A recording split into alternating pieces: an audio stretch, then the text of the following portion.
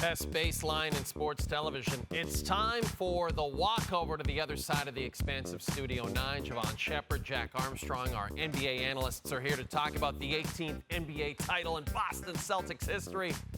But here's my question for both of you. It's great to see you guys. You go 16-3 in the playoffs. You win, 64 games the regular season? One of the greatest seasons in NBA history, yes or no? Yeah, I mean, it's in the top 10 and second best in Celtic history. So this was a consistent team the entire year. Not only consistent, but a great team, top 2 in offense and defense. So they did it on both sides of the ball. They were unselfish. They played the game the right way.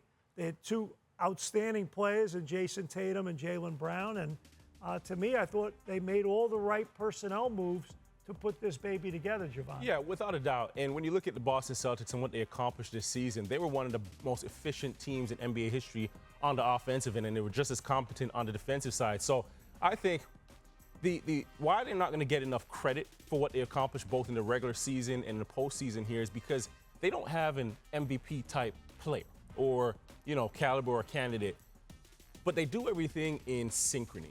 Right? They're very harmonized, and I think when you're watching them on both ends of the floor, it's almost like we're watching synchronized swimming, right? They play as a unit, as 5, and I should say as 10. If they go 10 deep, they play as 10 on both ends of the floor, and that's what makes them such a good unit, right? From night to night, you really don't know who's going to step up. Is it Tatum's team? Is it Brown's team?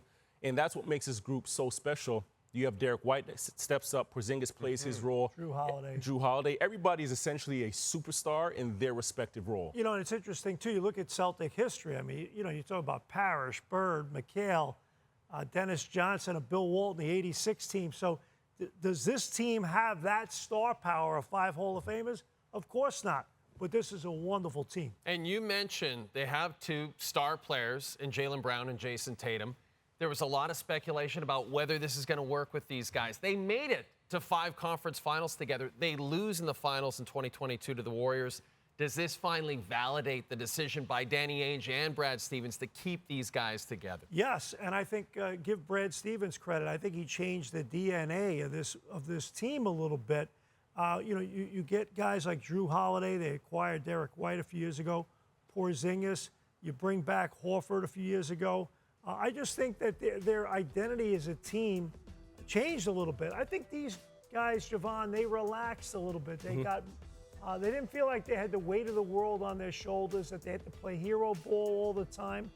And they got out of the tunnel vision type of game, and they started being more of a team-oriented thing. And you look at Jayson Tatum tonight, 11 assists. His floor game has grown immensely when you've surrounded him with guys that really know how to play the game. And I look at both of those 2 specifically, and I see so much maturation in the players that they are, right? Because we're also in an area where guys jump ship to have their own team. Yep. Guys jump ship for money.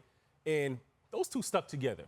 And they stuck through when everybody in the world, basketball pundits, enthusiasts, teams, coaches, criticized them so much for their brand of basketball. They can't play together. Jaylen Brown can't handle the basketball. Tatum's not an alpha. He's not a number 1. Well, guess what? They're NBA champions right now. And they stuck together even when, the world wanted to tear them apart. And they accomplished the ultimate goal, which is an NBA championship. They took their bumps and bruises. They learned from their failures. And they've gone through coaching changes, front office changes. Marcus Smart, who's the heart and soul of this team. There's so many moves. But those 2 were at the core, and at the end of it, they came out on top. And Al Horford, you brought up, 186 playoff games before he finally gets an NBA title. Most ever. Really cool. And a great pro. Yeah, like has been for so long. So cool to see him win a title. On the other side, you got Luka. You come into this finals, it's, again, you guys and I have talked about it. He had a chance to anoint himself as the best player on the planet by winning this title. It doesn't happen. And not only that, a lot of criticism on him throughout the series. We talked about a lot of the calls and the fact that he was complaining about the refereeing. First of all, do you think he gets back here? And how do you think the way he played in the series affects his legacy? I think the Western Conference is so tough. That's the part of it. That's, you look at a team like an Oklahoma City and a Denver and the Clippers and and obviously, Minnesota, just to name a few. Phoenix. There's so many great teams in that conference. I think it's going to be really difficult. Kyrie will be a year older. And again, we're in an era now. We've had 6 different NBA champions. We have a new luxury tax coming up, the second apron in terms of the cap, the punitive in terms of the penalties. I think it's going to get harder and harder to repeat. Not only repeat to win a championship, more importantly, repeat as a conference champion. Look what happened in Denver. I think it gets hard to repeat if you're the Boston Celtics because you now have a target on your chest, right? This year, everybody said, can they shoot themselves into an NBA Finals? And they did that, and they won. And you could see that. Here's the other thing, that when you win an NBA championship, when you have any form of success, it becomes that's hard, but it becomes that much tougher to repeat that. You get into training camp come October, guess what happens? Everybody on that team, everybody that was in that locker room that won, they come into the season thinking, I deserve a little more responsibility. I deserve a little more money. Like, coach, give me the basketball a bit more because what I did, I won a championship last year. So it's really hard to not only repeat and win, but repeat the harmony that we've seen this team play with.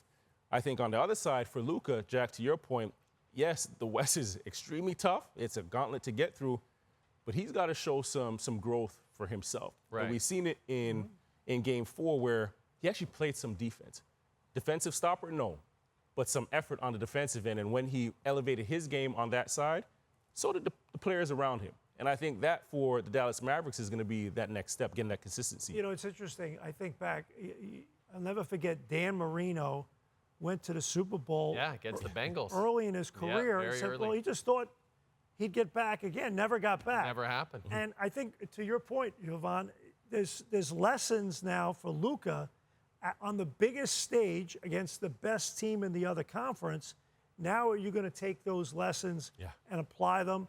And you got to lead and show the way because actions speak louder than words. Those other teammates look at you. So, and again, in that conference that you're in every night, it's loaded. It's tough.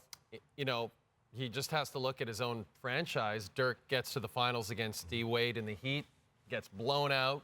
D-Wade was just incredible. And then, years later comes back, wins the title. That's all he has to do. I should mention, you guys make such good points about repeating, but essentially Boston could roll this back. They just have to sign Jayson Tatum to the richest contract in NBA history at 5 years, $350 million. But they could roll back a similar team. So you guys made a great point. I mean, the West is tough. The East is not so tough. Can you see Boston repeating next year? I think the East can be tougher next year, though. I think you look at Milwaukee. If they're healthy next year, they'll be real good.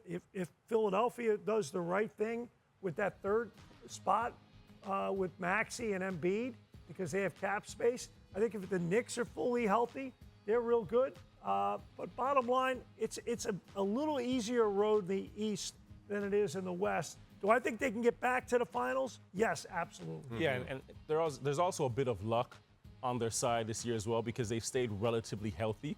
And we've seen that the East was completely depleted with injuries in this postseason here. So what is that going to look like later?